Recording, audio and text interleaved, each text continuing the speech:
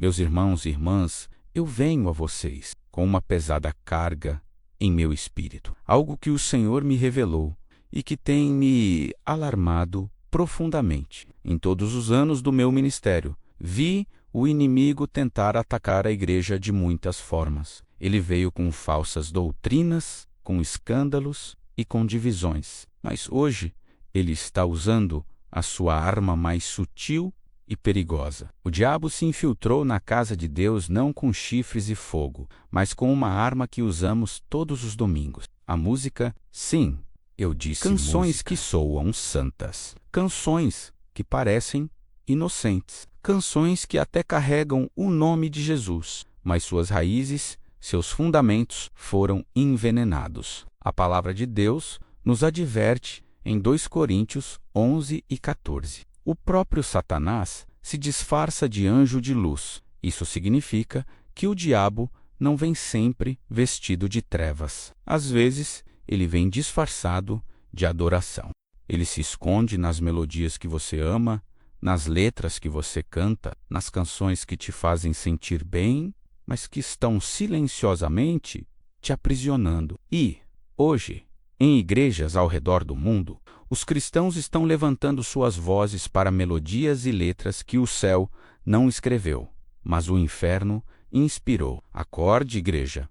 Isto não é um assunto pequeno. A adoração não é entretenimento. A adoração é guerra espiritual. O que você canta molda o que você acredita. O que você acredita molda como você vive. E quando o diabo escreve a canção e a igreja canta, a armadilha já está montada. O que estou prestes a revelar nesta mensagem pode te chocar, pode te perturbar, mas é uma verdade necessária para a sua alma, para a sua família, para a sua eternidade. Não vire as costas, não endureça seu coração, porque as canções que você canta podem ser as mesmas correntes que estão te amarrando. Nos próximos momentos, eu te mostrarei exatamente como isso acontece. Irmãos e irmãs, me ouçam com clareza. A adoração nunca foi feita para o homem, nunca foi feita para o mundo, nunca foi feita para o entretenimento. Ela foi criada para Deus e somente para Ele. A Bíblia diz em Isaías 4:3 e 21, o povo que formei para mim mesmo, para que Meloúbe, você e eu fomos criados para um propósito acima de todos os outros, glorificar o Deus vivo. Desde o princípio, a adoração era sagrada. Quando Adão andava no frescor do jardim, Israel atravessou o Mar Vermelho, seu próprio fôlego, a primeira resposta deles não foi construir monumentos, mas cantar louvores ao Deus que os livrou. Quando Davi dançou diante do Senhor com toda a sua força, não foi para se exibir, não foi por aplausos, mas porque seu coração transbordava de amor pelo Todo-Poderoso. A adoração foi criada para Deus e somente para Ele. Mas aqui está a tragédia do nosso tempo. Aquilo que Deus criou para si mesmo, Satanás sequestrou para si mesmo. O diabo sabe que a adoração é poderosa. Ele sabe que a música é um portal para a alma. Ele sabe que o que você canta molda o que você acredita. E o que você acredita molda como você vive. E então, ele se infiltrou na igreja, não silenciando a adoração, mas corrompendo-a. Pense nisto. Satanás era uma vez o encarregado da adoração no céu. Ezequiel 28 descreve como o querubim ungido, adornado com instrumentos construídos em seu próprio ser. Mas o orgulho entrou. Ele queria a adoração que pertencia somente a Deus. Ele caiu, mas seu desejo por adoração nunca morreu. Hoje, ele ainda anseia pelo que não é dele. Ele ainda cobiça as canções que pertencem somente ao Senhor. E, tragicamente, muitas igrejas estão entregando a ele, sem saber, mas de bom grado. Como, ao transformar a adoração em entretenimento, ao desviar o foco de Deus para o homem, ao substituir canções que exaltam a santidade de Deus por canções que exaltam os nossos sentimentos. Irmãos e irmãs, a adoração não é sobre como uma música te faz sentir. é sobre como ela o honra. Adoração não é sobre as suas emoções, é sobre a glória dele. A adoração não é sobre a batida, o palco ou as luzes, é sobre o trono do céu. No entanto, em igrejas ao redor do mundo, estamos vendo uma tendência perigosa. As letras que antes proclamavam a grandeza de Deus agora se concentram na experiência humana. Em vez de declararem a sua majestade, elas declaram, em vez de nos chamarem ao arrependimento, elas nos chamam ao autoconforto. E enquanto as melodias podem soar belas e a harmonia pode ser perfeita, a pergunta que devemos fazer é: quem está sendo glorificado? É Deus ou é o homem? O diabo é astuto. Ele não entregará à igreja canções que são abertamente malignas. Não, ele as disfarçará. Ele vai embrulhar Miss Verdades em refrões cativantes. Ele vai usar as emoções para contornar o discernimento. Ele fará com que a adoração pareça boa, mas vai despoilá-la da verdade. E quando a igreja começa a cantar canções que glorificam a si mesma em vez de a Deus, Satanás sorri, porque a adoração que não glorifica a Deus o glorifica por padrão. Lembrem-se de quando Jesus foi tentado no deserto. O diabo lhe mostrou todos os reinos do mundo e disse: tudo isso eu te darei, se prostrado me adorares. E Jesus respondeu: está escrito, adore o Senhor seu Deus e sirva-o somente. Pertence Mateus a 4, Deus e 7. Somente a Deus. Ponto final. Qualquer outra coisa é idolatria. Então, eu pergunto a você hoje, irmãos e irmãs, o que vocês estão cantando? Suas canções glorificam a Deus ou entretêm o homem? Elas exaltam a sua santidade, a sua majestade, o seu sacrifício? Ou elas se concentram em seus sentimentos, em seus desejos, no seu conforto? Porque a adoração que é sobre nós não é adoração, é idolatria disfarçada de melodia. Quando você adora a Deus em a verdadeira adoração, em verdade, transforma. As correntes se quebram, os corações se amolecem, os demônios fogem e o céu toca a terra. Mas a falsa adoração corrompe. Quando você canta as canções do diabo, mesmo dentro de uma igreja, você convida a engano, a escravidão e à escuridão. É por isso que a Bíblia nos adverte em João 4, 23-24, a hora vem, e agora é, quando os verdadeiros adoradores adorarão o Pai. Deus é espírito, e em verdade, que os que o adorem em espírito, que assim em verdade o adorem. Não se deixe enganar, igreja. Deus não está impressionado com o tamanho do coral, com a habilidade dos músicos ou com a produção no palco. Ele olha para o coração, e um coração que verdadeiramente adora sempre o exaltará, e somente a ele. Irmãos e irmãs, eu imploro a vocês, devolvam a adoração ao seu devido lugar. Examinem as canções que vocês cantam. Perguntem a si mesmos: esta canção glorifica a santidade de Deus? Ou me glorifica, exalta a sua palavra, ou a distorce? Levanta meus olhos para o céu ou me mantém focado em mim mesmo? Porque no final do dia, a adoração foi criada para Deus e somente para Ele. Ele não vai compartilhar a sua glória com outro, nem com ídolos, nem com celebridades, nem com o eu, e certamente não com Satanás. Acordem, igreja. Guardem as canções que vocês permitem na casa de Deus. Protejam a pureza da adoração. O arrebatamento se aproxima, e quando a trombeta soar, somente aqueles que deram seu louvor plenamente ao Cordeiro subirão com ele.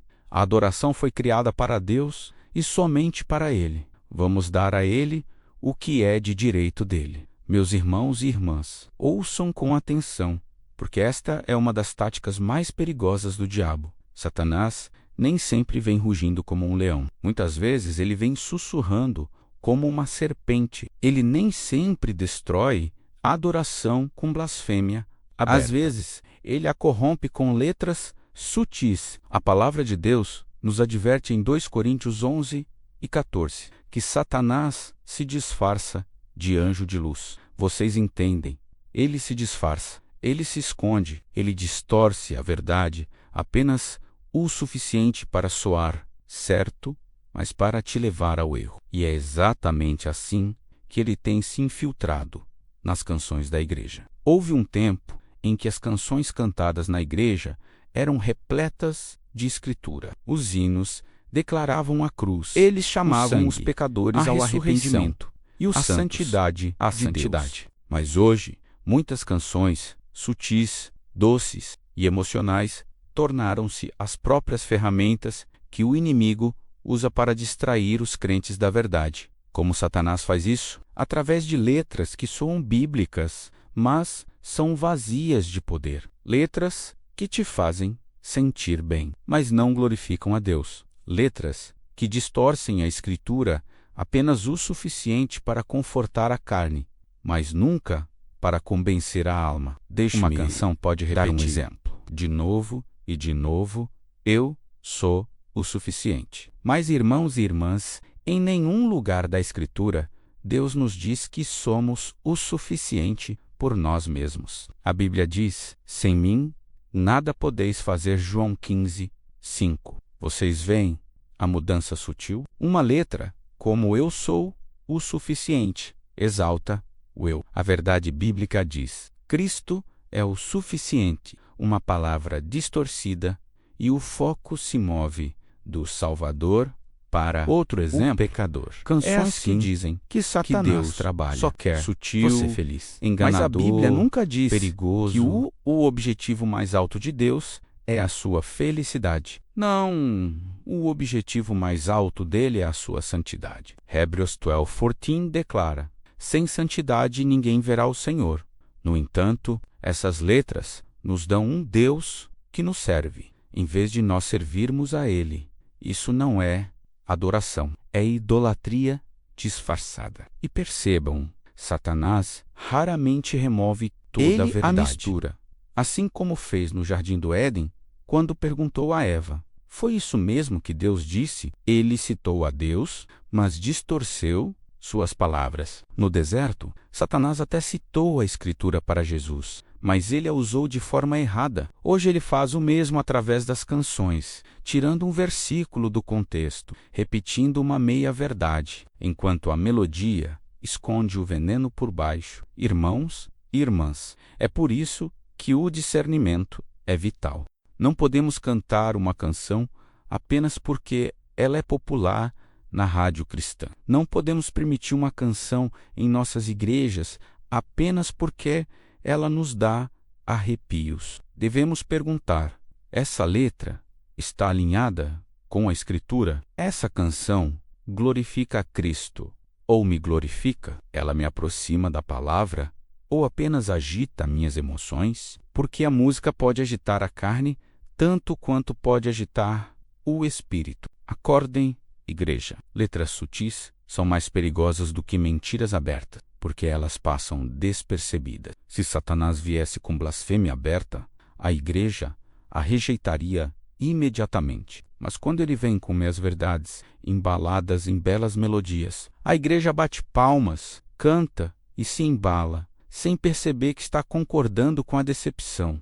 Lembrem-se deste aviso em Gálatas 1:6-7. Estou chocado com a rapidez com que vocês estão abandonando aquele que os chamou pela graça de Cristo e estão se voltando para outro evangelho, o qual, na verdade, não é evangelho algum. Evidentemente, algumas pessoas estão lançando vocês em confusão e estão tentando perverter o evangelho de Cristo. Um evangelho pervertido na pregação é perigoso, mas um evangelho pervertido na adoração é ainda mais mortal, porque você o canta em seu espírito de novo e de novo até que você acredite. É por isso que Colossenses 3:16 nos ordena que a palavra de Cristo habite ricamente em vocês, enquanto ensinam e aconselham uns aos outros com toda a sabedoria e cantam salmos, hinos e canções espirituais, com gratidão em seus corações a Deus. As canções que cantamos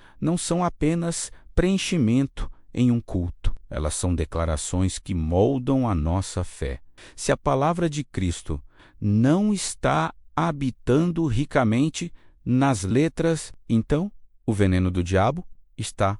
Então eu pergunto a você, irmãos e irmãs, quais canções vocês estão cantando? Estão permitindo que mentiras sutis se tornem a trilha sonora da sua fé? Estão repetindo palavras que confortam a carne, mas matam a alma? Ou estão proclamando a verdade da palavra de Deus em espírito e em verdade? Deixe-me ser claro, o diabo está atrás da sua adoração. Ele não precisa que você cante diretamente para ele. Tudo o que ele precisa é que você cante qualquer coisa que não glorifique a Deus. Se ele conseguir que você cante meias verdades, ele já venceu metade da batalha.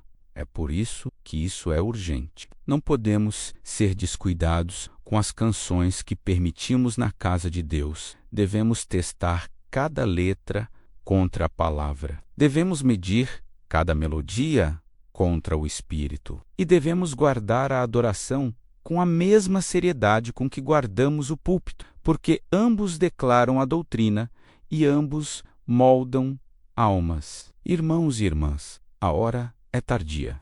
O inimigo é sutil, mas Deus está chamando sua igreja de volta para a adoração em verdade. Não sejam enganados. Não se deixem ser embalados para o sono por melodias que acalmam o ouvido, mas corrompem o coração. Acordem. A adoração pertence a Deus, e Ele não a compartilhará com outro. Ouçam este aviso com temor e tremor. Quando você canta as canções do diabo, mesmo dentro da casa de Deus, você abre a porta para a escravidão espiritual. A adoração não é neutra. Cada palavra cantada, cada melodia entoada, cada letra declarada, carrega um peso espiritual. Ou ela glorifica a Deus e traz liberdade, ou ela glorifica a Satanás e traz correntes. Não há meio termo. A Bíblia é clara em Provérbios 18 e 21.